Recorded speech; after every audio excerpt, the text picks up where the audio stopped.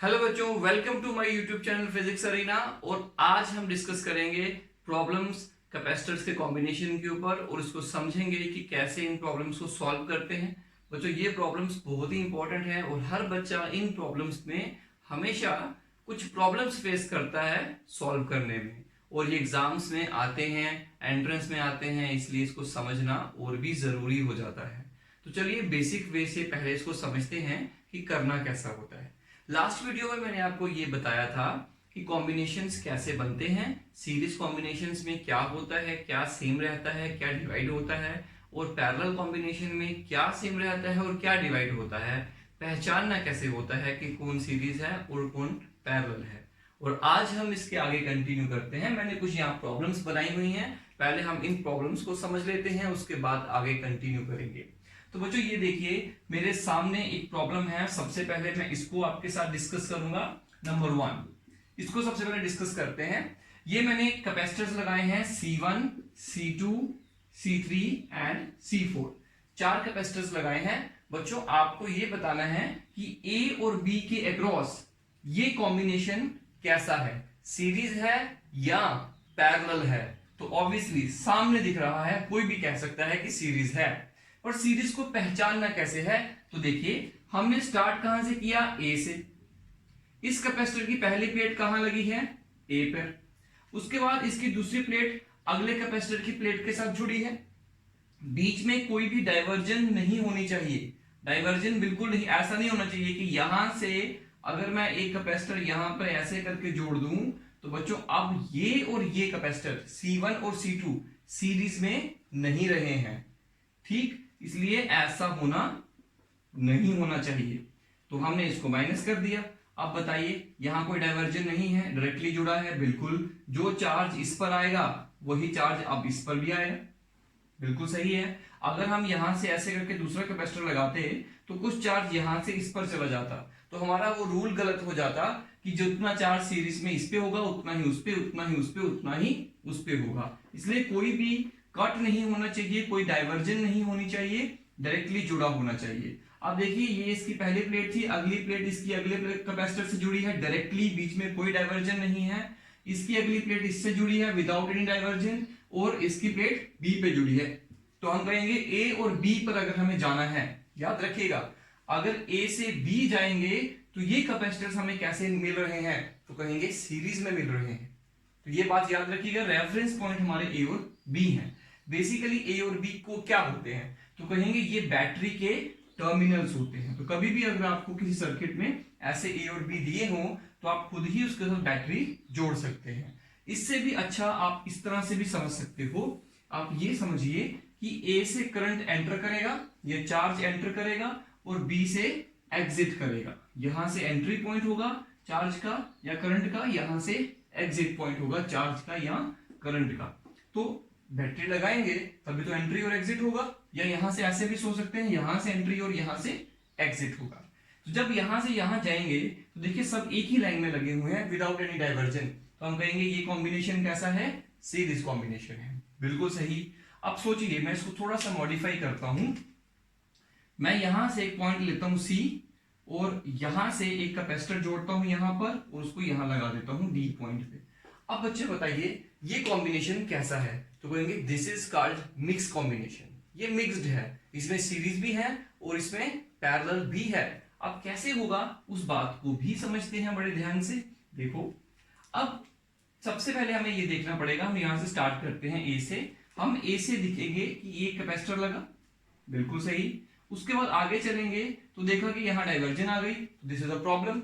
यहां से हम इस कॉम्बिनेशन को चेक करेंगे पहले सी और डी के अक्रॉस, इसको देखेंगे। सबसे पहले इस पे फोकस करो। देखो, इस कैपेसिटर की पहली प्लेट कहां जुड़ी है, सी पे। दूसरे कैपेसिटर की पहली प्लेट भी कहां जुड़ी है, सी पर, बिल्कुल। इसका मतलब जितना पोटेंशियल सी का होगा उतना ही इस प्लेट का है, उतना ही इस प्लेट का है, सही।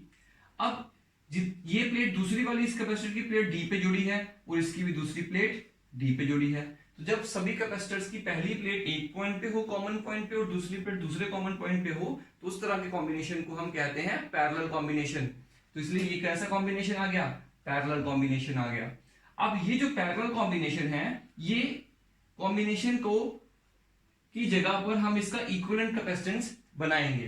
तो सोचिए, अगर इसकी कैपेसिटेंस मान लीजिए 2 है, तो इसकी कैपेसिटेंस भी 2 है, तो इनको मिलाकर कितना हुआ, तो कहेंगे 4 होगा। तो इसकी इक्विवेलेंट कैपेसिटेंस कितनी हुई, 4। इसका मतलब ये हुआ कि जो कैपेसिटर इसके इक्विवेलेंट है, इन दोनों को हटाकर हम इसकी जगह पर उस कैपेसिटर को लगाएंगे जिसकी कैपेसिटेंस इनके इक्विवेलेंट होगी। बात तो वही रहेगी। तो आप बताइए कितना होगा उसका, तो कहेंगे 4 होगा, 4 माइक्रोफैरड लेट अस सपोज। और इसका भी 4 माइक्रोफैरड था, इसका भी 4 माइक्रोफैरड था, इसका भी 4 माइक्रोफैरड था। अब बताओ ये कैसे हो गए चारों सीरीज में। अब चारों सीरीज में हैं, तो आप आराम से इनकी जगह पर, चारों की जगह पे एक कैपेसिटर लगा दो।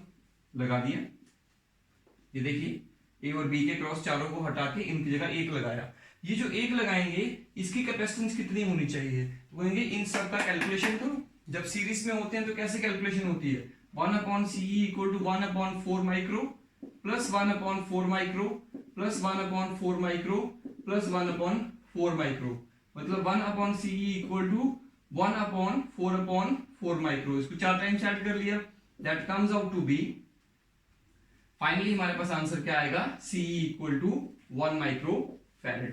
तो बच्चों फाइनली क्या आया, 1 माइक्रोफैरड। अदरवाइज मैंने आपको शॉर्टकट भी बताया था कि जितने कैपेसिटर सेम कैपेसिटर वाले सीरीज में लगे हों, सबको नंबर ऑफ कैपेसिटर से डिवाइड कर दो एक वैल्यू को, तो हमारे पास आंसर आएगा 1। तो ये 1 माइक्रोफैरड जो कैपेसिटर है, ये इन चारों के इक्विवेलेंट है। तो हम इस तरीके से सब step by step in problems को सॉल्व करते हैं। तो चलिए, आपको थोड़ा बहुत समझ में आया होगा सीरीज कब होगा और पैरेलल कब होगा। तो चलिए हम इसको देखते हैं। ये प्रॉब्लम नंबर 2 देखिए, this is capacitor C1, this is capacitor C2, this is capacitor C3। 3 capacitors हैं, हमें ये बताना है कि ये सीरीज में है कि पैरेलल में है, हमें बस इतना पता करना है। तो देखो, कभी भी शक्ल पे मत जाओ, शक्ल से ऐसा लगता है सीरीज में है, तो याद रखो किसी भी सर्किट की कभी शक्ल पे मत जाओ भाई, उसके कनेक्शन चेक करो। कनेक्शन चेक करने का रूल मैं आपको समझा रहा हूं, उसको फॉलो करना। देखिए फिर से इसमें चलते हैं। सबसे पहले चेक करो कैपेसिटर की, इस कैपेसिटर C1 की पहली प्लेट ये है, ये कहां जुड़ी है, तो कहेंगे तार देखो कहां जा रही है, ए पर जुड़ी है, बिल्कुल सही। अब इस कैपेसिटर की, C2 कैपेसिटर की ये वाली प्लेट देखो कहां जुड़ी है, तो ये देखिए ये कहां आई जुड़ के भाई, देखते हैं, अरे ये भी तो ए पे है, मतलब इस कैपेसिटर की ये प्लेट भी ए पर है और इसकी ये वाली प्लेट भी ए पर है। अब ये वाली तीसरे कैपेसिटर की ये वाली पहली प्लेट देखो, ये कहां जुड़ी है, कहेंगे ये भी ए पर जुड़ी है, तो उसको भी नाम दे दो ए पे। तो ये लाल वाली, ये लाल वाली और ये लाल वाली, तो तीनों कैपेसिटर की एक एक प्लेट का कनेक्शन कहां आ रहा है, ए पर। मतलब जितना पोटेंशियल ए पर होगा उतना ही पोटेंशियल इस प्लेट पर होगा। क्यों, क्योंकि ये जो कनेक्टिंग वायर होती है, it acts as a equipotential surface, मतलब इसके हर पॉइंट पे पोटेंशियल सेम मिलेगा। तो जितना यहां होगा उतना यहां होगा, उतना ही इस प्लेट पे होगा, उतना ही इस प्लेट पे होगा, सही है। अब कैपेसिटर की दूसरी प्लेट देखते हैं सभी की। ये वाली जो ब्लैक वाली प्लेट मैं आपको दिखा रहा हूं C1 की, ये कहां कनेक्टेड है, चेक करो, बी पॉइंट पर है, बिल्कुल सही, तो मतलब इसका नाम बी रख दो।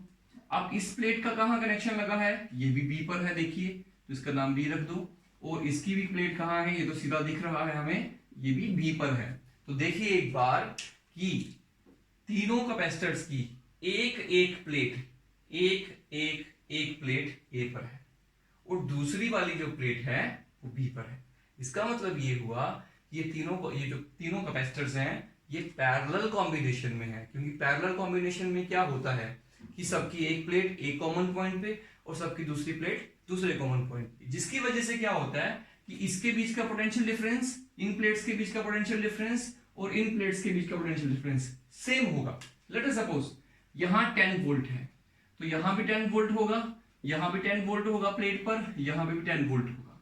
मान लो यहां पर 20 वोल्ट है, तो यहां पर भी डायरेक्ट 20 वोल्ट होगा, यहां पर भी 20 वोल्ट होगा, यहां पर भी 20 वोल्ट होगा। अब बताओ इन प्लेट्स का डिफरेंस बोलो पोटेंशियल का, 10 वोल्ट, इनका बोलो 10 वोल्ट, इनका बोलो 10 वोल्ट, मतलब पैरेलल कॉम्बिनेशन। तो दिस इज पैरेलल कॉम्बिनेशन। देखा बच्चों, देखने में लग रहा है सीरीज है, लेकिन एक्चुअली जब हमने कनेक्शन चेक किए तो पता लगा ये पैरेलल है। तो इसी तरीके से आपको भी समझना है।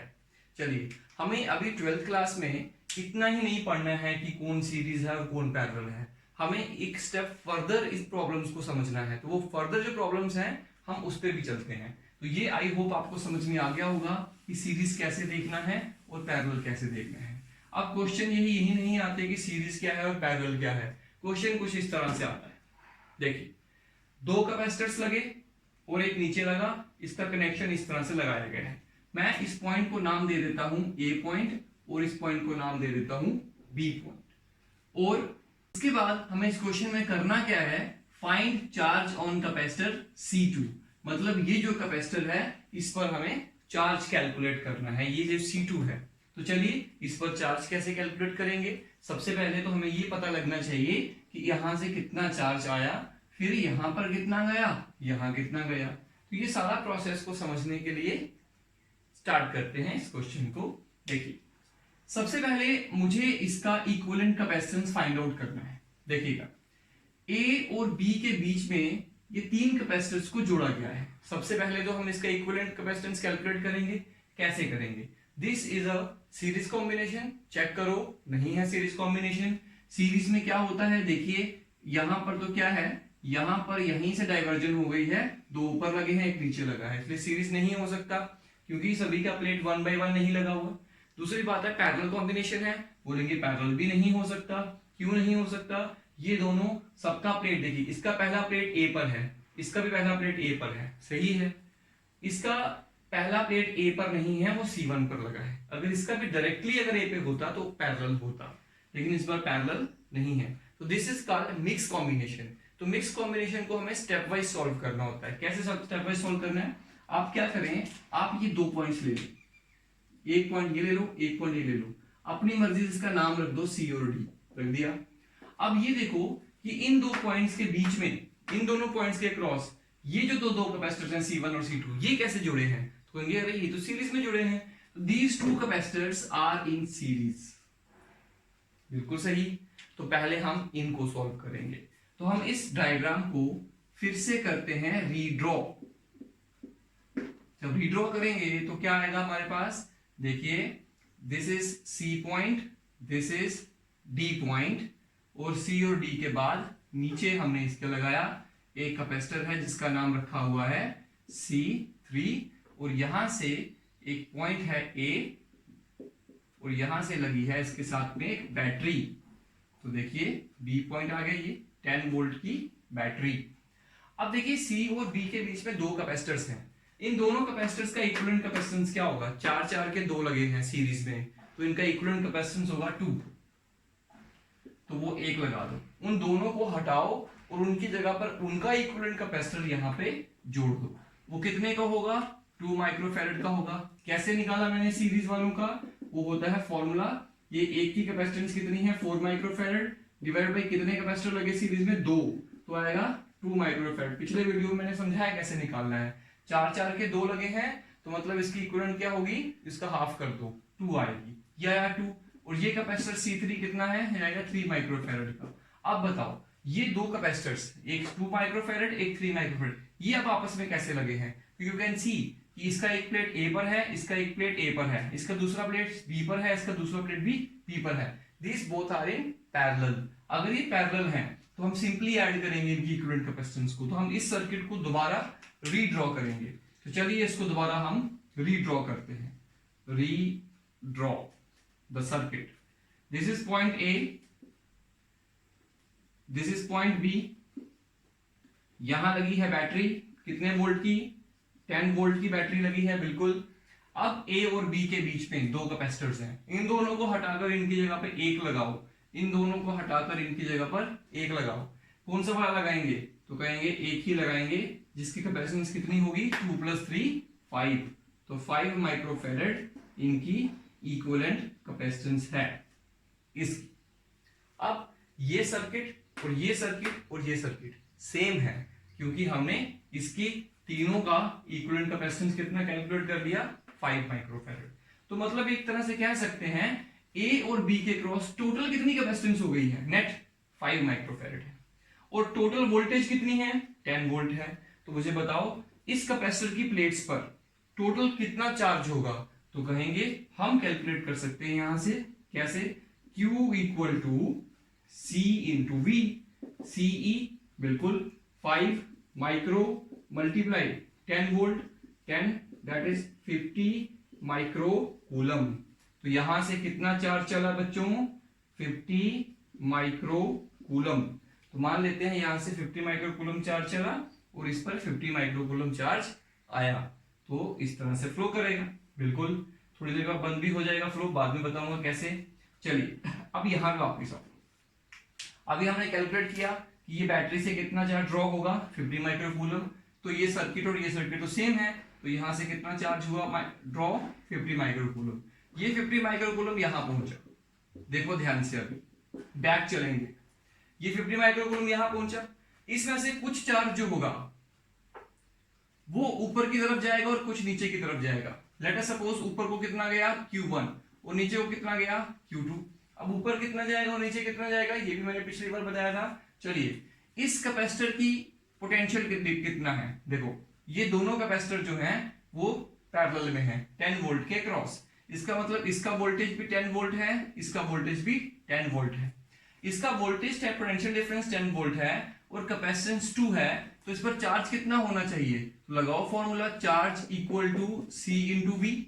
बिल्कुल, तो ये आएगा हमारे पास C into V, 2 micro multiply 10 that is equal to 20 micro coulomb. तो बच्चों यहाँ पे Q1 कितना आया, 20 माइक्रो कूलम, और यहाँ पे कितना आएगा Q2। तो Q2 कैसे कैलकुलेट करेंगे, Q2 equal to C into we.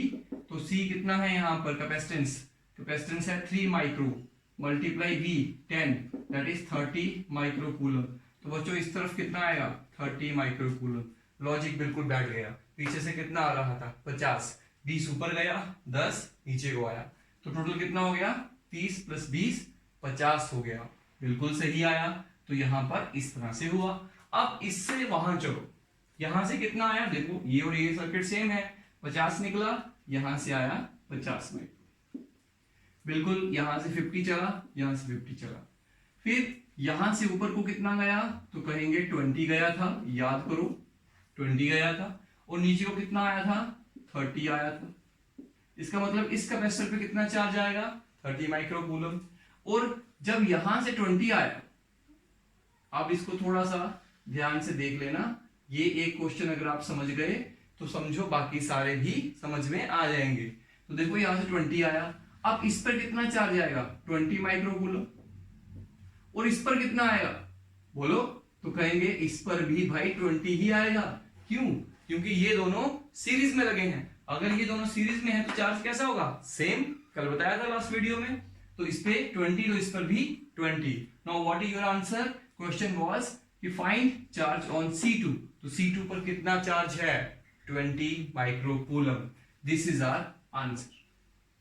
ये तो इन्होंने इस बार लकीली पूछा कि C2 पे बताओ, हम तो सभी पे कैलकुलेट कर सकते हैं, तो किसी पे भी बताना है आपने सभी पे कैलकुलेट करना है। कैसे करना है, सबसे पहले जरूरी है आपने ये सर्किट बनाया, इस सर्किट को पहले इस सर्किट को स्टेप वाइज सॉल्व करो और इसके इक्विवेलेंट सर्किट बनाकर रीड्रॉ करके इसकी इक्विवेलेंट कैपेसिटेंस फाइंड आउट करो। जब वो फाइंड आउट हो जाए उसके बाद आपने बैक चलना है, यहां से आपको पता लगेगा टोटल चार्ज कितना है, फिर उसको बैक जाके पिछले वाले सर्किट में जाके उसको डिस्ट्रीब्यूट करना है अपने बेसिक रूल्स के अकॉर्डिंग। जब वो डिस्ट्रीब्यूशन करोगे एंड में, तब आपको पता लगेगा कि कितना होगा।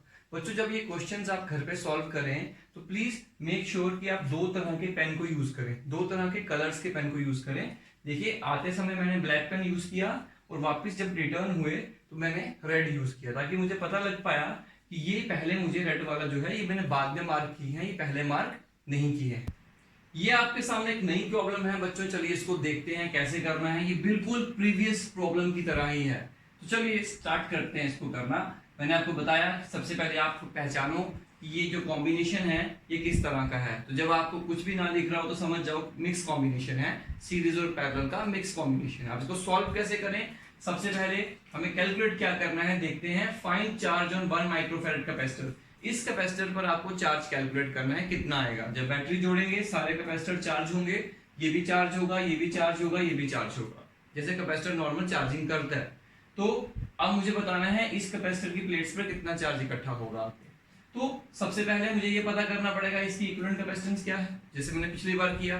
फिर उसके सर्किट रीड्रॉ करेंगे, सर्किट जब रीड्रॉ हो जाएंगे फिर हम देखेंगे टोटल चार्ज कितना है, इक्विवेलेंट कैपेसिटेंस से कैलकुलेट करेंगे और फिर रिवर्स में आकर पता करेंगे। तो चलिए स्टार्ट करते हैं इस क्वेश्चन को, ध्यान से देखिएगा, इसके बाद में आगे क्वेश्चन आपको खुद करने पड़ेंगे।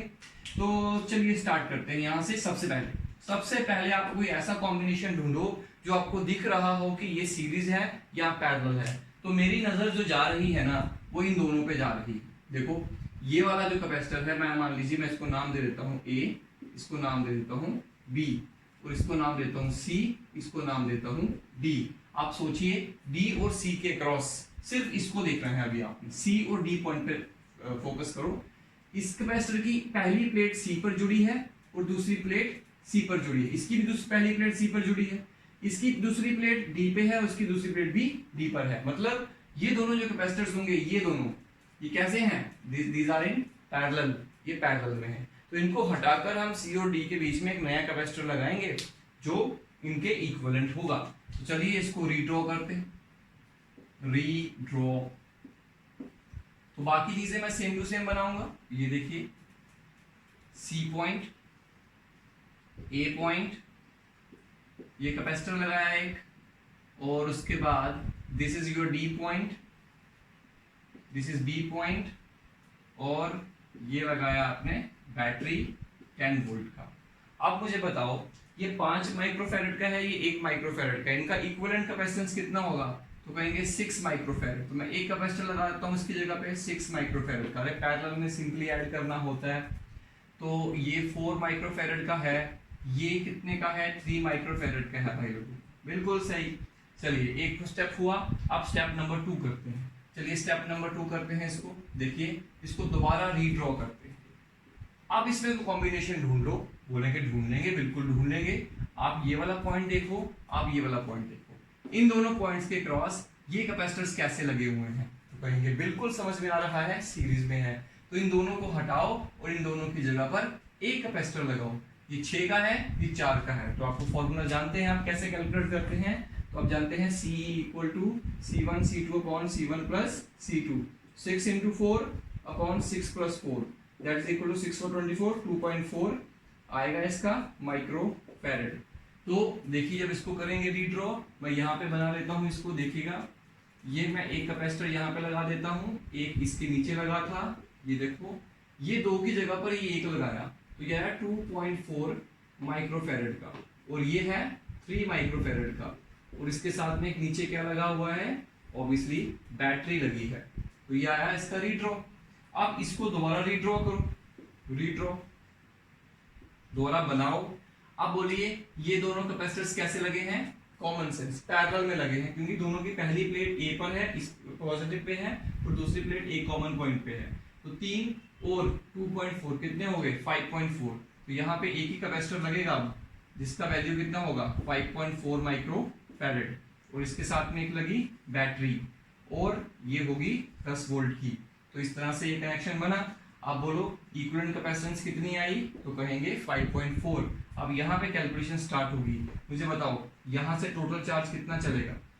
तो योग यहाँ से निकलेगा total capacitance multiply total voltage, that is equal to 5.4 micro multiply 10 volt, that is equal to 54 micro coulomb. This is the total charge. इसका मतलब यहां से कितना चार्ज चला? 54 माइक्रो कूलम चला। अब चलिए वापस आते हैं, फिर वापस आ जाते हैं, इस पे आओ वापस। यहां से कितना चला?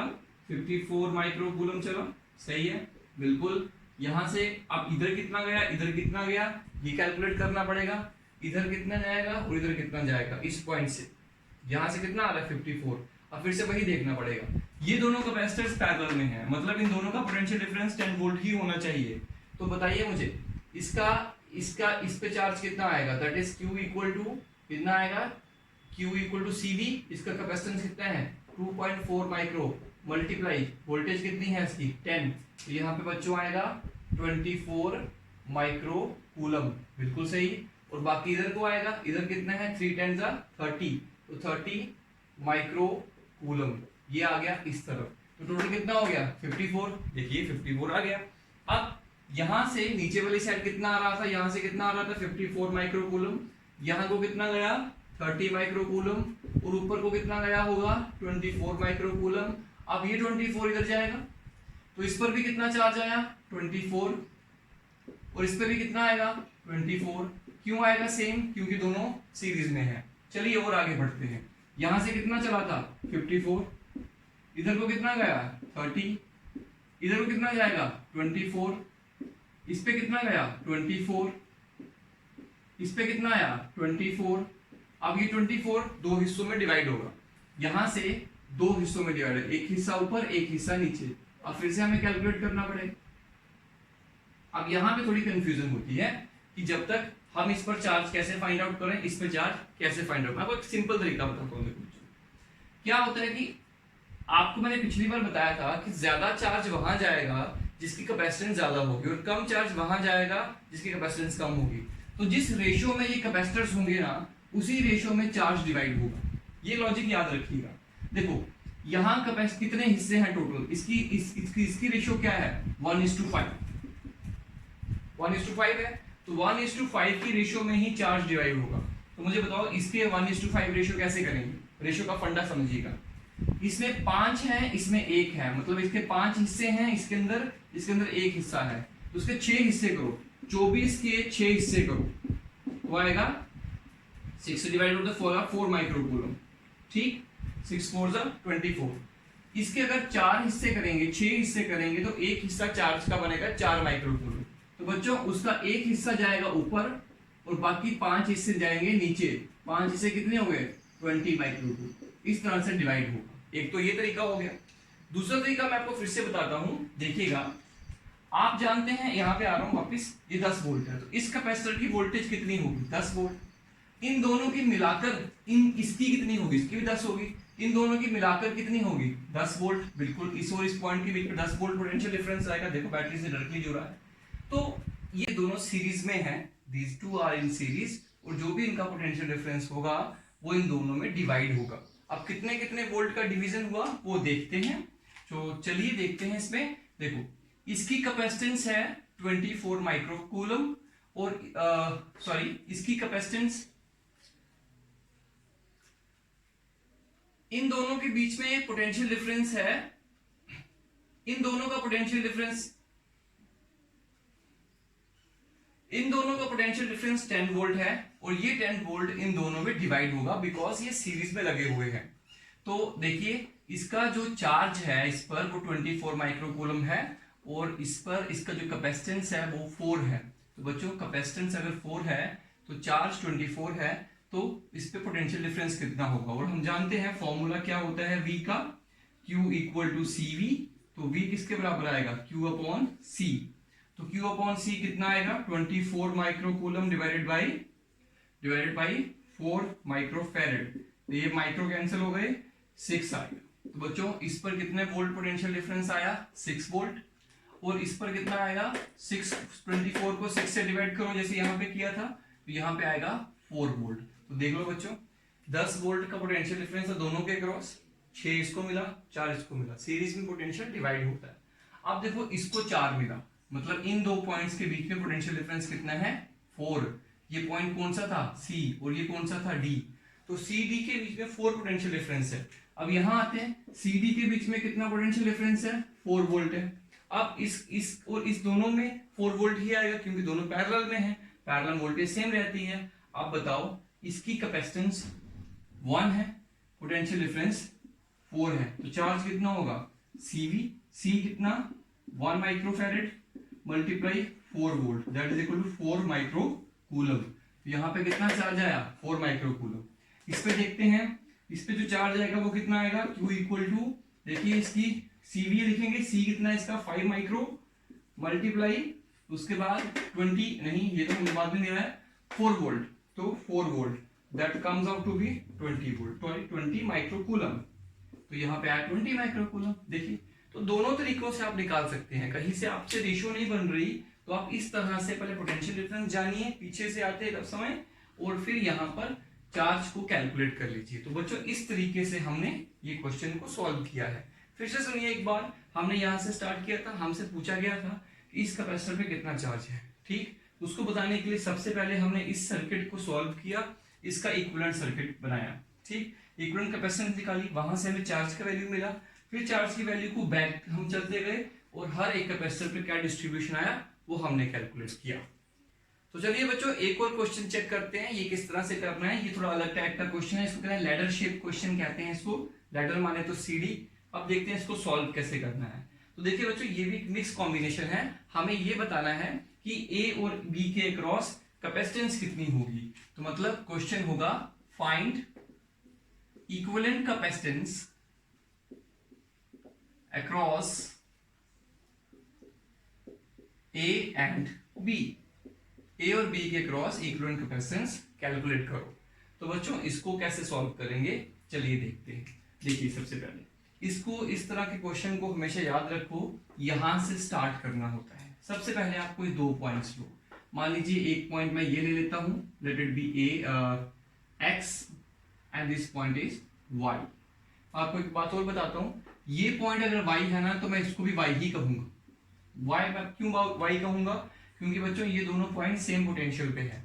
अगर इसका पोटेंशियल 10 वोल्ट है तो आपको पता है ये वायर इक्वी पोटेंशियल सरफेस होगी, तो इस पे सब जगह पे इतना ही होगा। तो अगर मैं इसको बी कह रहा हूं, देखिए यहां पर भी बी ही लिखना चाहिए हमें। तो चलिए एक पॉइंट हमने ले लिया सी, एक ले लिया बी, लेट अस सपोज। अब इन दोनों पॉइंट्स के क्रॉस इन दो कैपेसिटर्स को चेक करो, क्या ये सीरीज में है कि पैरेलल में है। तो ऑब्वियसली हमें तो सीरीज में लग रहे हैं। देखिए ये देखो पहले ये आया फिर बाद में आया, बीच में कोई डाइवर्जन नहीं है। तो हम क्या करेंगे, इन दोनों को हटाकर इनकी जगह पर एक कैपेसिटर लगाएंगे। सीरीज में लगे हैं 2 माइक्रोफेरेड के दो, तो इसका आएगा इक्विवेलेंट 1 माइक्रोफेरेड। तो चलिए इसको दोबारा रीड्रॉ करते हैं और रीड्रॉ करके दोबारा सर्किट को बनाते हैं। तो ये देखिए मैं यहाँ पे पॉइंट बना लेता हूं सी, दिस इज सी पॉइंट, और इसके नीचे यहां पर एक कैपेसिटर लगा हुआ है ये वाला 1 माइक्रोफेरेड का, और यहां पे पॉइंट है, और इन दोनों को हटाकर इनकी जगह पर एक ही कैपेसिटर लगा दो, और वो कितने का होगा 2 का 1 आएगा 1 माइक्रोफेरेड।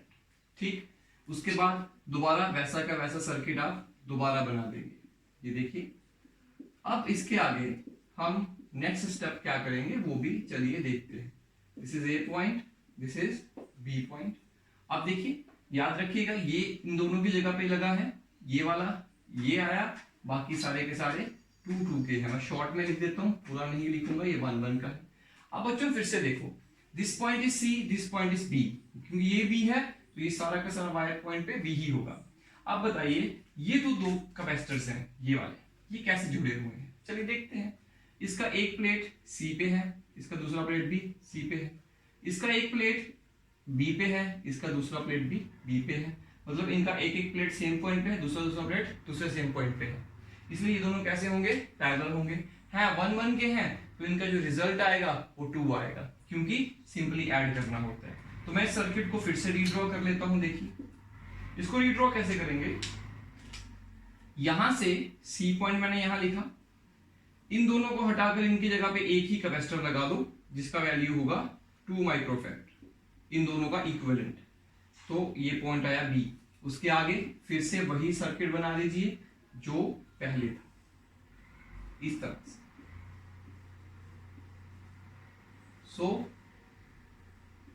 ये देखिए ए और ये बी। इसके बाद आप फिर से रखते हैं, इस पॉइंट को ले लेते हैं डी पॉइंट। अब मुझे बताइए बी पॉइंट और डी पॉइंट पे फोकस करो। बी और डी पे जब आप फोकस करेंगे तो आप देखेंगे कि ये तो 2 माइक्रोफेरेड का था, ऊपर लिखा हुआ 2 माइक्रोफेरेड का है ये। बी और डी के बीच में देखिए ये दोनों कैपेसिटर सीरीज में लगे, जैसे पहले हमने शुरू में किया था वैसे सीरीज में है। अब इन दोनों की जगह पर एक कैपेसिटर लगाना है, कितने का लगाएंगे 1 माइक्रोफेरेड का।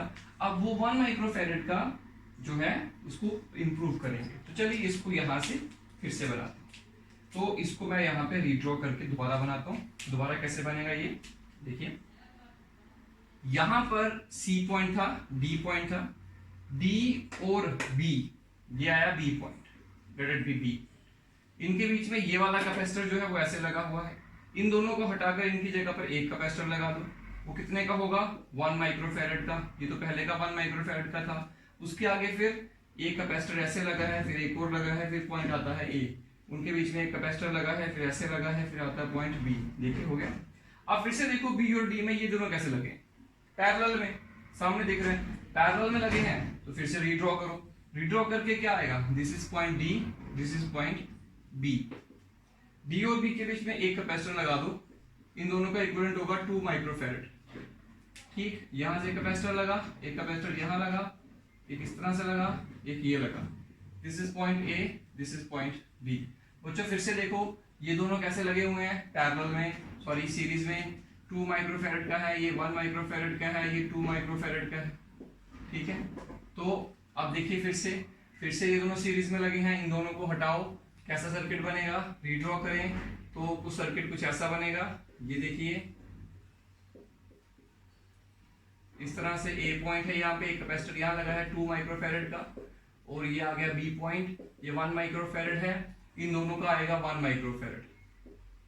ठीक, अब इन दोनों को फिर से रीड्रॉ करिए। देखिए इसमें ये दोनों 1 के हैं तो 2 के हो जाएंगे, इसको रीड्रॉ करिए तो फिर यहाँ पे एक कैपेसिटर लगेगा 2 माइक्रोफैरड का, और उसके साथ में एक कैपेसिटर ये वाला लगेगा 2 माइक्रोफैरड का। This is point A 2 microfarad and this is point B. अब ये दोनों कैसे लगे हैं, ए और बी के क्रॉस सीरीज में, तो इन दोनों को हटाओ, इनकी जगह पे एक ही लगेगा। This is point A, this is 1 capacitor equivalent वाला, और this is B, and this is 2 का ये आएगा सीरीज में 1 माइक्रोफैरड आएगा, तो ये 1 माइक्रोफैरड।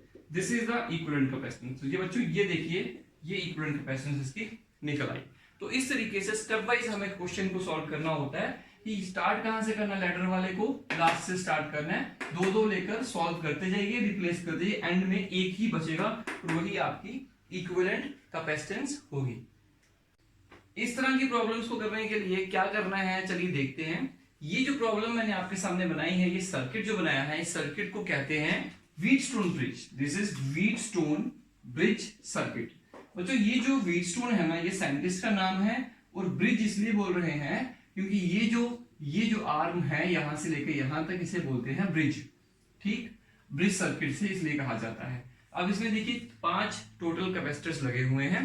इस ब्रिज का एक रूल होता है, ये रूल सही तरीके से मैं आपको चैप्टर नंबर 2 माने तो करंट इलेक्ट्रिसिटी में समझाऊंगा विद प्रूफ, पर अभी आपको ये एज्यूम करना पड़ेगा, मानना पड़ेगा, ये जो 4 सर्किट्स हैं, 4 जो कैपेसिटर्स हैं C1, C2, C3, C4, इन्हें हम आर्म्स कहते हैं और इसे ब्रिज कहते हैं। तो ये जो 4 आर्म्स है ना, इसका ratio C1/C2 equal to C3/C4 जब इक्वल हो जाती है रेशोज, इसकी और इसकी रेशो की जब बराबर हो जाती है, तब C5 कैपेसिटर में कोई भी चार्ज स्टोर नहीं होता है, मतलब इस ब्रांच में कोई भी चार्ज नहीं आएगा। इसका मतलब क्या हुआ कि अगर इसमें कोई चार्ज नहीं आया, उस समय इस कैपेसिटर के लगाने का कोई फायदा नहीं होगा, मतलब हम इसको तब यहां से रिमूव भी कर सकते हैं। अगर आप इसको रिमूव ना करें और फिर ये सोचें कि इस सर्किट को हम सॉल्व कैसे करें, जैसे हम पीछे कर रहे थे सक्सेसिव रिडक्शन के मेथड से, तो वो थोड़ा सा मुश्किल हो जाएगा और आपको समझ में नहीं आएगा, कोई कॉम्बिनेशन बन ही नहीं पाएगा। आपको ऐसे कोई भी 2 कैपेसिटर्स नहीं मिलेंगे जो सीरीज में या पैरेलल में होंगे, इसलिए रिडक्शन पॉसिबल नहीं होती है। इसी वजह से हम क्या करेंगे, अगर हम देखेंगे पहले, अगर ये बैलेंस है, अगर इनका रेशो बराबर आ रहा है, जैसे मान लो ये 1 माइक्रोफैरड का है, ये भी 1 का है, ये भी 1 का है, ये 1 का है, उस समय सिचुएशन ये बनेगी कि इसकी रेशो के इक्वल हो जाएगी। जब ये कंडीशन सेटिस्फाई होगी, तब इस कैपेसिटर में चार्ज स्टोर नहीं होगा, मतलब हम इस ब्रांच को तब यहां से रिमूव कर सकते हैं। तो इसलिए देखा जाएगा, तो लेकिन ये तभी अप्लाई कर सकते हैं जब जिन सर्किट्स में इनका रेशियो इसके बराबर होगा। अगर बराबर नहीं हुआ, फिर हम दूसरे मेथड लगाएंगे, किरचॉफ लॉ का मेथड लगता है, ये भी हम नेक्स्ट चैप्टर में डिस्कस करेंगे, उससे ये सॉल्व होगा। अदरवाइज अगर रेशियो बराबर है, आप इस आर्म को रिमूव करिए। अब आप इस क्वेश्चन को आराम से सॉल्व कर सकते हैं। कैसे, देखिए ये दोनों कैसे लगे हैं सीरीज में, तो इनको हटाकर इनकी जगह पर एक कैपेसिटर लगाओ। ये दोनों कैसे लगे हैं सीरीज में, इनको हटाकर इनकी जगह पर एक कैपेसिटर लगाओ। वो एक कैपेसिटर और ये एक कैपेसिटर आपस में कैसे हैं, पैरेलल में, तो उनको हटाकर इनकी जगह पे एक लगाओ, तो सॉल्व हो गया। तो इस तरीके से इसको सॉल्व करते हैं। तो याद रखो, अगर कोई व्हीटस्टोन ब्रिज आपको मिलता है, पहले चेक करो कि उनकी रेशो आर्म्स की बराबर है कि नहीं है। अगर हैं तो बीच वाले को रिमूव करो और क्वेश्चन को सॉल्व करो। अगर रेशो बराबर नहीं है फिर लगेगा किरचॉफ लॉ का मेथड, वो हम आगे चलकर डिस्कस करेंगे। चलिए अब इस क्वेश्चन को चेक करिए। अगर इस तरह का कोई प्रॉब्लम आपको आता है तो भाई ये भी व्हीटस्टोन ब्रिज ही है। मैं पहले कहा है शक्ल पे मत जाओ, इसके कनेक्शंस पे जाओ, आप कनेक्शन वेरीफाई करो। देखो ये ए पॉइंट है, ये एक पॉइंट है, दिस इज बी पॉइंट, वो B point, C point, C point. अब ए से देखिए, ए से सी के बीच में क्या लगा है, C1 कैपेसिटर। ए और सी के बीच में क्या लगा है, C1 कैपेसिटर। मान लो मैं इसको बना लेता हूं C5 को, बिल्कुल सही है। सी और डी के बीच में कौन लगा है, C5। सी और डी के बीच में कौन लगा है, C5, बिल्कुल सही है। अच्छा उसके बाद यहां से देखो डी और बी के बीच में कौन लगा है, C4। डी और बी, ये डी है और ये बी है, देखो इनके बीच में कौन लगा है, C4, यहाँ पे C4 आया। अच्छा सी और डी के बीच में C5, सी और डी के बीच में C5। ए और सी के बीच में क्या है, C1। ए और सी के बीच में क्या है, बिल्कुल सही, C1। उसके बाद ए और डी के बीच में क्या है, ए से डी जाना हो तो C3 आता है रास्ते में, ए से डी जाना हो तो रास्ते में C3 आता है। अच्छा सी से बी जाना हो तो रास्ते में C2 आता है, सी से बी जाना हो तो रास्ते में C2 आता है। तो देख लो बिल्कुल सेम सर्किट है। तो ये व्हीटस्टोन ब्रिज सर्किट ही है। तो पहले आप अगर इस तरह का क्वेश्चन देखते हो तो पहले आप उसको इस तरह से रीड्रॉ करो, है तो सेम ही, फिर उसको इस रूल से सॉल्व करो। अब आप इस क्वेश्चन को चेक करो, ये वाला, ये भी सेम टू सेम है, बिल्कुल टैली कर रहा है। इसको भी ऐसे ही करना है जैसे उसको किया। इसके भी रेशियोज चेक करो, अगर रेशियोज है तो इसको मिटा दो, इसको मिटा दिया तो क्वेश्चन सॉल्व हो गया। चलिए ये भी हो गया। अच्छा इसको देखते हैं, ये कैसा ट्रायंगल वाला क्वेश्चन है। कह रहे हैं ये 5 कैपेसिटर्स लगे हैं ए और बी के बीच में, हमें इक्विवेलेंट कैपेसिटेंस बताओ। अब मैं आपको जादू करके दिखाता हूं। देखो आप इस ए पॉइंट को यहां से पकड़ो और इसको पकड़ के ऐसे रखो, मतलब ये जो आंख है ये वाली और ये वाली पूरी की पूरी उठकर इधर आ जाएगी। जब इधर आ जाएगी तो कुछ ऐसी दिखेगी, ये देखिए,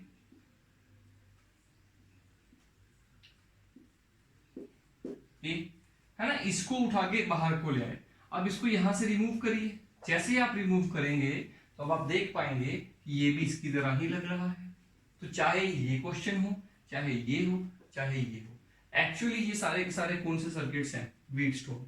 तो उनको उन्हीं मेथड से सॉल्व करना है। एक और टाइप के न्यूमेरिकल प्रॉब्लम्स कैपेसिटर्स के कॉम्बिनेशंस में आते हैं इस तरह के। आपको इस तरह के फोटो दिखेंगे, अब इनको देखिए सॉल्व कैसे करते हैं। देखिएगा एक बार समझ लीजिएगा, उसके बाद आपको कभी प्रॉब्लम नहीं आएगी। ये कैपेसिटर की प्लेट्स हैं, दीज आर द प्लेट्स, और प्लेट्स को ऐसे अरेंज किया गया है। ये दोनों प्लेट्स ए पर जोड़ी हैं, ये दोनों प्लेट्स बी पर जोड़ी हैं। ए और बी रेफरेंस पॉइंट्स होते हैं जिनके अक्रॉस हमें कैपेसिटेंस को बताना है। और ये जो ए और बी हैं, आप एज्यूम कर सकते हो ये दोनों बैटरी के टर्मिनल्स के साथ में जुड़े होते हैं। अब देखिए मान लीजिए कि ए जो है वो बैटरी के पॉजिटिव से जुड़ा है, बी जो है वो बैटरी के नेगेटिव से जुड़ा है। तो बच्चों ये जो प्लेट होगी ये पॉजिटिव प्लेट होगी, इस पर पॉजिटिव चार्ज आ जाएगा, इस पर भी पॉजिटिव चार्ज आएगा क्योंकि दोनों प्लेट्स एक ही पॉइंट पे कनेक्टेड है, बिल्कुल। और ये जो बी है इस पर कौन सा चार्ज आएगा, नेगेटिव, और इस पर कौन सा आएगा, बिल्कुल नेगेटिव आएगा। आप मुझे बताइए, देखिए एक कैपेसिटर ये बना, दोनों प्लेट्स पे प्लस माइनस है, दूसरा कैपेसिटर ये बना। तो यहाँ पे दो कैपेसिटर्स कंस्ट्रक्ट हो रहे हैं क्योंकि कैपेसिटर बनाने के लिए पॉजिटिव नेगेटिव चाहिए, एक प्लेट पे पॉजिटिव एक प्लेट पे नेगेटिव। तो यहाँ पे दो कैपेसिटर्स बन रहे हैं। अब हम इसी सर्किट को अपनी लैंग्वेज में रीड्रॉ करते हैं इसको। देखिए अब ये एक प्लेट को मैं यहां बनाता हूं, this is plate number 1, this is 2, this is 3, this is 4, this is plate number 1। Okay, plate number 1 जो है वो कहां कनेक्टेड है, ए पॉइंट पे कनेक्टेड है, बिल्कुल सही। उसके बाद हम ए के 1 के सामने है प्लेट नंबर 2, इसको रखिए प्लेट नंबर 2, बिल्कुल। प्लेट नंबर 2 कहां कनेक्टेड है, चेक करिए, बी पॉइंट पे कनेक्टेड है, देखिए बी पे कनेक्टेड है, यहाँ पे नेगेटिव है, यहाँ पे पॉजिटिव है। उसके बाद है प्लेट नंबर 4, प्लेट नंबर 4 कहां कनेक्टेड है, ए के साथ। तो प्लेट नंबर 4 को मैं फिर से बनाता हूं, ये कहां कनेक्टेड होगी, ए के साथ। और प्लेट नंबर 4 के सामने है प्लेट नंबर 3, और ये कहां कनेक्टेड होगी, बी पर, 3, 4। तो बच्चों देखिए ये कॉम्बिनेशन एक्चुअली कैसा बना, पैरेलल बना। तो this is parallel combination.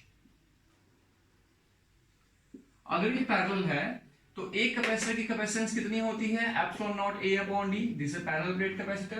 Practically तो ऐसा ही होता होगा। तो चलिए इन दोनों की इक्विवेलेंट कैपेसिटेंस कितनी होगी, दोनों को प्लस कर दो, 2 times epsilon not a upon D, this is the equivalent capacitance. तो सबसे पहले आपको ये समझना होगा कि इस वाले को इस फॉर्म में कैसे बनाना है। चलिए एक और प्रॉब्लम है, इसको भी थोड़ा स्टडी कर लेते हैं। देखिए ये वाली प्लेट जो है वो ए पर कनेक्टेड है, इसलिए यहाँ पे पॉजिटिव चार्ज आएगा, क्योंकि मैं ए को पॉजिटिव मान रहा हूं, आप नेगेटिव मान सकते हैं। उसके बाद ए पर ये वाली भी है, तो यहाँ पे पॉजिटिव आएगा, यहाँ पे भी पॉजिटिव ही रहेगा प्लेट पे। ये भी प्लेट नेगेटिव है, यहां नेगेटिव आएगा, यहां भी नेगेटिव आएगा, यहां पर भी नेगेटिव आएगा क्योंकि ये भी बी से कनेक्टेड है, यहां पर भी नेगेटिव आएगा, पर यहाँ पे बनेगा नहीं क्योंकि सारा नेगेटिव एक ही तरफ होगा। चलिए अब देखिए यहाँ पर कितनी कैपेसिटर्स बन रहे हैं, एक कैपेसिटर ये बना प्लस माइनस, दूसरा कैपेसिटर ये बना प्लस माइनस, तीसरा कैपेसिटर ये बना प्लस माइनस। तो चलिए नंबर लगाते हैं, इस फेस को नंबर लगाइए 1, इसको लगाइए 2, इसको लगाइए 3। अब बच्चों एक बात याद रखो, इस प्लेट के दो फेस हैं इस समय और दोनों एक्टिव हैं, दोनों पे चार्ज है, इसलिए इसको अलग अलग एज्यूम करके मानेंगे। इस फेस को नंबर दो 4, इसको नंबर दीजिए 5, इसको नंबर दीजिए 6। आप ध्यान से समझना इस बात। चलिए 6 फेसेस, सबसे पहले मैं ड्रॉ करता हूं यहाँ पे ये वाला। सबसे पहले ड्रॉ करिए plate number 1, face number 1 plate का ये ड्रॉ किया, ठीक, इसका नंबर लगाइए 1। ये कहां कनेक्टेड है, ये ए के साथ कनेक्टेड है, ओके। इसके सामने कौन है 2, तो मैं इसके सामने बनाता हूं 2। ये 2 कहां कनेक्टेड है, अरे भाई ये तो बी पे कनेक्टेड है, ओके डन। उसके बाद ये वाले कैपेसिटर की बात करते हैं, प्लेट नंबर 4, प्लेट नंबर 4 भी कहां कनेक्टेड है, 4 कहां कनेक्टेड है, बिल्कुल ए पे है। 4 के सामने है 3, 3 कहां कनेक्टेड है, 3 है बी पर कनेक्टेड है, बिल्कुल सही। उसके बाद इसकी बात करते हैं प्लेट नंबर 6, मैं 6 को यहां ड्रॉ करता हूं और 6 बी पे कनेक्टेड है, बिल्कुल। और 5 प्लेट कहां कनेक्टेड है, 5 फेस जो है, ये फेस 5 है प्लेट का, ये फेस 4 है, तो फेस 5 कहां कनेक्टेड है, यहां कनेक्टेड है। तो देखिए 3 प्लेट्स लगी हैं, 3 कैपेसिटर्स हैं जो कि पैरेलल में हैं, तो इसकी इक्विवेलेंट कैपेसिटेंस कितनी होगी, C equal to 3 times epsilon naught A upon B। तो बच्चों इस तरह से इन वाले क्वेश्चंस को हम लोग सॉल्व करते हैं। इसी के तरह का एक क्वेश्चन मैं आपको और बताता हूं, उसको भी आपने सीखना है। तो चलिए देखिए ये क्वेश्चन किस तरह से होगा।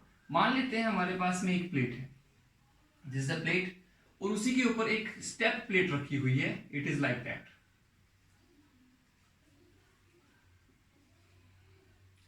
इस तरह से। ये देखिए, तो ये भी एक मेटल की प्लेट है, ये भी मेटल की प्लेट है। तो अब आपको बताना है, मैं एक गिवन में क्या दिया होगा, इसमें अभी और भी कुछ चीजें दी हुई हैं। ये ए, इसकी लेंथ ए है, इसकी लेंथ बी है, इसकी लेंथ ए है, इसकी बी हाइट, इसकी ए है, और ये जो लेंथ है इसकी ये है 3 टाइम्स ए। बिल्कुल आपने बताना है इस कैपेसिटर की इक्विवेलेंट कैपेसिटेंस बताओ, बिल्कुल बता सकते हैं। तो चलिए इसको थोड़ा समझते हैं, इस तरह के क्वेश्चंस भी आपको पूछे जा सकते हैं। तो बच्चों मैं मान लेता हूं कि ये प्लेट जो है वो बी पे कनेक्टेड है, और इस प्लेट का एक कनेक्शन दे देता हूं ए दे देता हूं। चलिए बैटरी के टर्मिनल्स दिखा दिए मैंने आपको। अब बताइए, ये देखिए एक तरह से हम ये मान सकते हैं कि ये एक कैपेसिटर, अगर मैं यहां से इसको काट दूं, यहां से इसको काट दूं, ठीक, आपको लग रहा होगा, और इसको यहां से काटने की कॉम्पनसेशन में मुझे इसको बाहर से जोड़ना भी पड़ेगा। अरे भाई जोड़ना पड़ेगा क्योंकि कनेक्टेड थे। अब देखो 3 कैपेसिटर्स तैयार हो चुके हैं, पहला कैपेसिटर, दूसरा कैपेसिटर, तीसरा कैपेसिटर। जो पहला कैपेसिटर है उसकी कैपेसिटेंस है C1 equal to epsilon naught A upon B, this distance is B, ठीक। जो दूसरा कैपेसिटर है, देखिए ये सारे पैरेलल में है, एक कैपेसिटर इसकी पहली प्लेट ए पे है, इसकी दूसरी प्लेट बी पे है, इसको भी मैंने यहां से काटा, उसकी कॉम्पनसेशन में यहां से जोड़ना पड़ेगा, ठीक। तो ये 3 कैपेसिटर्स बन रहे हैं, 1 2 3, तीनों के डिस्टेंसेस अलग अलग हैं। दूसरा कैपेसिटर जो है C2 बीच वाला, C2 C1 C3, इसका होगा एप्सिलॉन नॉट A अपॉन इसका डिस्टेंस है twice of B, this comes out to be twice of B। उसके बाद जो होगा C3, उसका होगा epsilon naught A area of the plates upon 3B, क्योंकि उसका डिस्टेंस कितना है 3B। तीनों कैपेसिटर जो है उस पैरेलल में है, इसलिए जो उनकी इक्विवेलेंट कैपेसिटेंस आएगी that comes out to be epsilon naught, मतलब उसको सिंपल लिखेंगे C1 plus C2 plus C3 that is equal to epsilon naught A upon B plus epsilon naught A upon 2B plus epsilon naught A upon 3B। तो इस तरीके से बच्चों इस question को सॉल्व किया जा सकता है। तो आपने किसी भी तरह का क्वेश्चन देखेंगे उसको देख के घबराइए मत, बेसिकली उसको करने के तरीके बहुत ही आसान होते हैं। एक और तरह के प्रॉब्लम्स हैं वो भी देख लेते हैं। आप सोच रहे होंगे इतनी सारी तरह की प्रॉब्लम्स हैं, बिल्कुल हैं बच्चों, अभी और भी हैं। मैं आपको नेक्स्ट चैप्टर में करवाऊंगा और नए नए तरीके बताऊंगा कैसे कैसे सॉल्व करने हैं। एक लास्ट है उसको भी एक बार देख लेते हैं। देखिए मान लीजिए हमारे पास में एक कैपेसिटर है, ये देखिएगा, एक उसकी प्लेट है। Let us suppose you have a plate of a capacitor, first plate and this is second plate, इस तरह से है। इसको ध्यान दीजिएगा, बहुत ही इंपॉर्टेंट है। This is a positive plate and this is a negative plate. जैसे कि हम जानते हैं एक पे पॉजिटिव एक पे नेगेटिव, दोनों पे बराबर होता है। और अगर मैं कहूं कि इसके बीच में हम एक डाइलेक्ट्रिक फिल कर दें, तो मुझे बताइए अगर फिलहाल इसकी capacitance epsilon naught A upon D है, और अगर मैं अभी इसके बीच में एक डाइलेक्ट्रिक को टोटल फिल कर दूं, टाइट एयर टाइट फिलिंग कर दूं इस तरह से, ये देखिए this is dielectric whose dielectric constant is K, मतलब रिलेटिव परमिटिविटी कितनी है, K है। तो बताइए इसकी कैपेसिटेंस अब इसको इंट्रोड्यूस करने के बाद इंक्रीज होगी कि डिक्रीज होगी? तो बच्चों कहेंगे इंक्रीज हो जाएगी। अगर कितने टाइम्स इंक्रीज होगी? तो कहेंगे जितनी वैल्यू का ये होगा dielectric, that is K times increase हो जाएगी। बिल्कुल सही। अब ये सोचो कि अगर ऐसा रखें कि एक कैपेसिटर की प्लेट ये है और दूसरी कैपेसिटर की प्लेट है ऐसी, एक कैपेसिटर मैंने बनाया फिर से, नेगेटिव प्लेट और पॉजिटिव प्लेट, और हम ये कहें कि इसके बीचों बीच हम दो डाइलेक्ट्रिक्स को इंट्रोड्यूस कर देते हैं, दो, first is this, second is this, ये है दो, और दूसरा वाला जो है इसको भी बनाते हैं, देखिएगा ये सेकंड है, ये आ गया सेकंड। ये दो डाइलेक्ट्रिक्स को इन बिटवीन हमने लगाया, इसका कांस्टेंट डाइलेक्ट्रिक कांस्टेंट K1 है, इसका डाइलेक्ट्रिक कांस्टेंट K2 है। आप मुझे बताइए इस बार इसकी इक्विवेलेंट कैपेसिटेंस कितनी होगी? तो इस तरह के बहुत सारे क्वेश्चंस हैं उसमें पूछे जाते हैं। मैंने तो दो दिखाए हैं, इसमें 3 भी आ सकते हैं, 4 भी आ सकते हैं। तो जो रूल 2 के लिए होगा वही रूल 3 के लिए, 4 के लिए एंड सो ऑन चलता जाएगा। तो चलिए इस बात को समझते हैं कैसे करते हैं। आप क्या करें, एक चेंज करें इसके अंदर। चेंज आप ये करेंगे कि आप इस प्लेट को यहां से काट दो। काटने की कॉम्पनसेशन में आपको बाहर से इसको जोड़ना पड़ेगा, क्योंकि कनेक्टेड थी तो कनेक्शन तो देना ही पड़ेगा। बिल्कुल सही है। और इधर से भी इस प्लेट को काट दो, ये देखिए काट दिया, एरिया उतना ही रहेगा, हाफ ऑफ दो प्लेट्स हो गई, बाहर से इसको कनेक्ट भी कर दीजिए। अब बताइए ये दो कैपेसिटर्स बन गए, बिल्कुल। इनके बीच का distance let us suppose D था, और पहले प्लेट का एरिया A था, लेकिन अब जो है वो A/2 हो गया, इसका भी A/2 हो गया। अब ये ऐसा लग रहा है जैसे ये दो कैपेसिटर्स होते हैं, एक ऊपर जिसके बीच में हमने K1 रखा है, एक नीचे जिसके बीच में हमने K2 रखा है। तो we can imagine, we can consider कि ये दो कैपेसिटर्स हैं और दोनों कैपेसिटर्स पैरेलल में जुड़े हैं। तो पहले कैपेसिटर की इक्विवेलेंट कैपेसिटेंस क्या होगी? K1 epsilon naught A upon 2D, A/2 लिखना था इसलिए A/2 लिखा। दूसरे कैपेसिटर की कितनी होगी? K2 epsilon not A/2 D, बिल्कुल सही। ये दोनों पैरेलल में हैं इसलिए दोनों को ऐड कर दीजिए, तो इक्विवेलेंट कैपेसिटेंस इस तरह से आएगी। अगर इसके नीचे एक और होता तो यहां 3 लिखते और एक और टर्म ऐड करते, और अगर यहां 4 होते हैं तो 4 की लिखते। तो याद रखो अगर कैपेसिटर्स के बीच में डाइलेक्ट्रिक्स इस तरह से रखे हों तो वो कौन सा कॉम्बिनेशन बन जाता है? पैरेलल कॉम्बिनेशन बन जाता है। ठीक, ये समझ में आ गया होगा आपको। चलिए एक और तरह का प्रॉब्लम समझते हैं। चलिए दूसरी बात, अब मैं फिर से एक यहां पर प्लेट रखता हूं पॉजिटिव, और एक प्लेट यहां पे रखता हूं, ये देखिए नेगेटिव। इनके बीच का डिस्टेंस कितना है? लेट इट बी D है। प्लेट एरिया कितना है? A है। इसके बीच में दो डाइलेक्ट्रिक्स को प्लेस किया, पर इस बार जो अरेंजमेंट है डाइलेक्ट्रिक्स का वो कुछ इस तरह का है।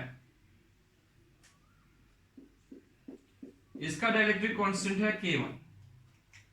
इसी तरह से एक दूसरा रखा गया यहाँ पे देखिए, और उसका डाइलेक्ट्रिक कांस्टेंट है K2।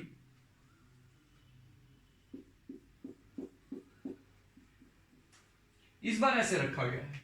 अब बताइए कैसा होगा। तो देखिए बच्चों, मैं आपको समझाता हूं बात को। You just imagine one thing कि यहां पे बीच में भी एक प्लेट है। अब देखिए, this is point A, this is point B. You can imagine these are two capacitors, first capacitor and second capacitor. First capacitor का कितना है स्पेसिंग, d/2। सेकंड कैपेसिटर का कितना है, d/2। Both are connected in series. पहले ये लगाया, उसके बाद ये लगाया, इसलिए इसकी इक्विवेलेंट कैपेसिटेंस कैसे कैलकुलेट की जाएगी, 1/CE equal to 1/C1 plus 1/C2। बिल्कुल सही। तो 1/CE इक्वल टू 1/C1, इसकी इक्विवेलेंट कैपेसिटेंस कितनी होगी, K1 1/K1 epsilon naught A upon d/2। तो यहाँ पे 2 लिखूंगा, ऊपर d लिखूंगा, बिल्कुल, प्लस उसके बाद नीचे आएगा d/2K2 एप्सिलॉन नॉट A। बच्चों this is the equivalent capacitance. बाद में इसको आप सॉल्व भी कर सकते हैं। तो याद रखो, ये सीरीज कॉम्बिनेशन है और ये वाला पैरेलल कॉम्बिनेशन है। तो ये है, इस तरह से आपसे सवाल पूछे जा सकते हैं। मैं आपको एक और एग्जांपल देता हूं।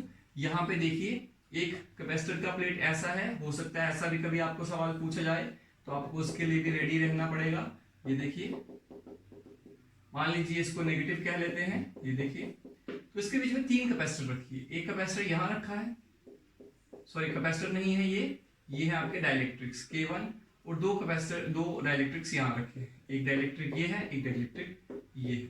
अब आपने सोचना है ये कॉम्बिनेशन कैसा बना, ये मिक्स कॉम्बिनेशन बनेगा। अब इसको सॉल्व करिए। और ऐसे वाले क्वेश्चंस आपको मेरा टेलीग्राम का चैनल है, और वो चैनल पे मैं नीचे लिंक दे दूंगा। उस लिंक पे जाके वहां से आप उस चैनल से इसकी DPP और इसके जो नोट्स हैं उसको डाउनलोड कर सकते हैं।